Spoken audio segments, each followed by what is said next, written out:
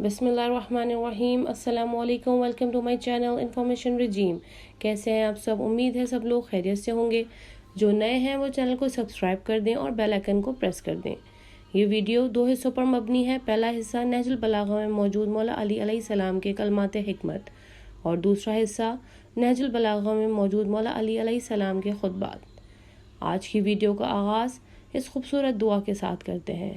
اے اللہ، آج کے دن مجھے روزہ رکھنے اور عبادت کرنے میں مدد دے، اور اس میں مجھے بیکار باتوں اور گناہوں سے بچائے رکھ، اور اس میں مجھے یہ توفیق دے کہ ہمیشہ تیرے ذکر و فکر میں رہوں، اے گمراہوں کو ہدایت دینے والے۔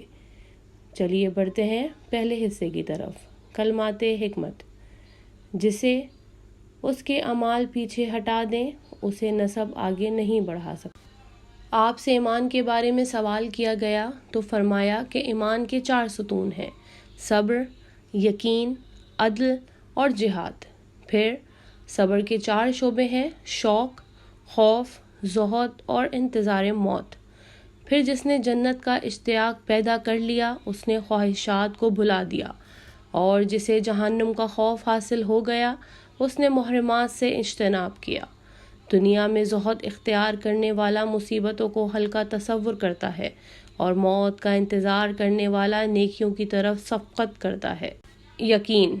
یقین کے بھی 4 شعبے ہیں: ہوشیاری کی بصیرت، حکمت کی حقیقت رسی، عبرت کی نصیحت اور سابق بزرگوں کی سنت۔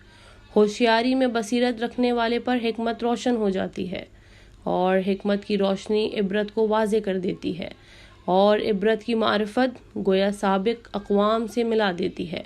عدل۔ عدل کے بھی 4 شعبے ہیں: طے تک پہنچ جانے والی سمجھ، علم کی گہرائی، فیصلے کی وضاحت اور عقل کی پائیداری۔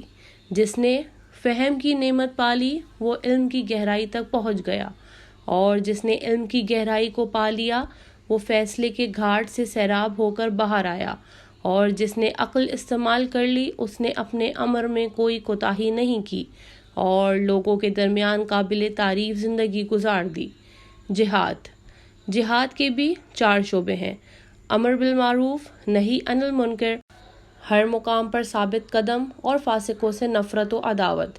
لہٰذا جس نے امر بالمعروف کیا، اس نے مومنین کی کمر کو مضبوط کر دیا، اور جس نے منکرات سے روکا، اس نے کافروں کی ناک رگڑ دی۔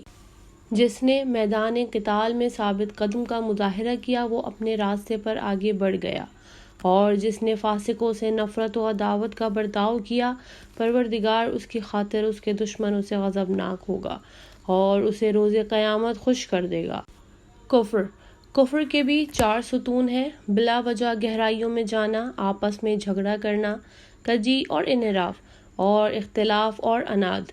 جو بلا سبب گہرائی میں ڈوب جائے گا، وہ پلٹ کر حق کی طرف نہیں آ سکتا ہے، اور جو جہالت کی بنا پر جھگڑا کرتا رہتا ہے، وہ حق کی طرف سے اندھا ہو جاتا ہے۔ جو کجی کا شکار ہو جاتا ہے، اسے نیکی برائی اور برائی نیکی نظر آنے لگتی ہے، اور وہ گہرائی کے نشے میں چور ہو جاتا ہے، اور جو جھگڑے اور عناد میں مبتلا ہو جاتا ہے، اس کے راستے دشوار، مسائل ناقابل حل اور بچ نکلنے کے طریقے تنگ ہو جاتے ہیں۔ اس کے بعد شک۔ شک کے بھی 4 شعبے ہیں: کٹ حجتی، خوف، حیرانی اور باطل کے ہاتھوں سپردگی۔ ظاہر ہے کہ جو کٹ حجتی کو شعار بنا لے گا، اس کی رات کی صبح کبھی نہ ہوگی، اور جو ہمیشہ سامنے کی چیزوں سے ڈرتا رہے گا، وہ الٹے پاؤں پیچھے ہی ہٹتا رہے گا۔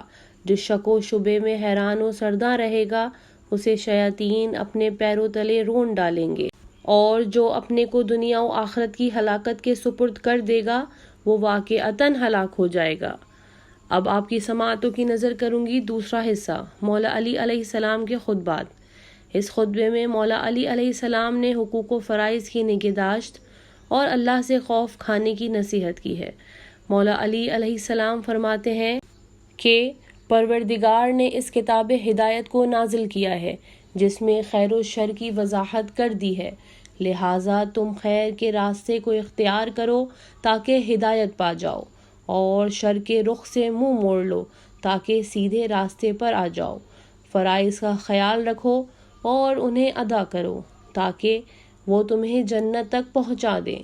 اللہ نے جس حرام کو حرام قرار دیا ہے وہ مجہول نہیں ہے، اور جس حلال کو حلال بنایا ہے وہ مشتبہ نہیں ہے۔ اس نے مسلمان کی حرمت کو تمام محترم چیزوں سے افضل قرار دیا ہے، اور مسلمانوں کے حقوق کو ان کی منزلوں میں اخلاص اور یگانگت سے باندھ دیا ہے۔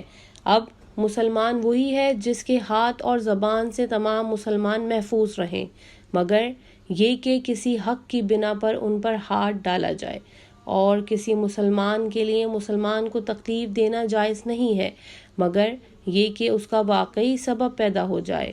اس امر کی طرف سبقت کرو جو ہر ایک کے لیے ہے اور تمہارے لیے بھی ہے، اور وہ ہے موت۔ لوگ تمہارے آگے جا چکے ہیں اور تمہارا وقت تمہیں ہنکا کر لے جا رہا ہے۔ سامان ہلکا رکھو تاکہ اگلے لوگوں سے ملحق ہو جاؤ، اس لیے کہ ان پہلے والوں کے ذریعے تمہارا انتظار کیا جا رہا ہے۔ اللہ سے ڈرو، اس کے بندوں کے بارے میں بھی اور شہروں کے بارے میں بھی، اس لیے کہ تم سے زمینوں اور جانوروں کے بارے میں بھی سوال کیا جائے گا۔ اللہ کی اطاعت کرو اور نافرمانی نہ کرو، خیر کو دیکھو تو فوراً لے لو، اور شر پر نظر پڑ جائے تو کنارہ کش ہو جاؤ۔ امید کرتی ہوں کہ میری ویڈیو آپ لوگ کو پسند آئی ہوگی۔ اپنی رائے کمنٹ میں ضرور بتائیے گا۔ اپنا بہت زیادہ خیال رکھیے گا۔ خدا نگہبان۔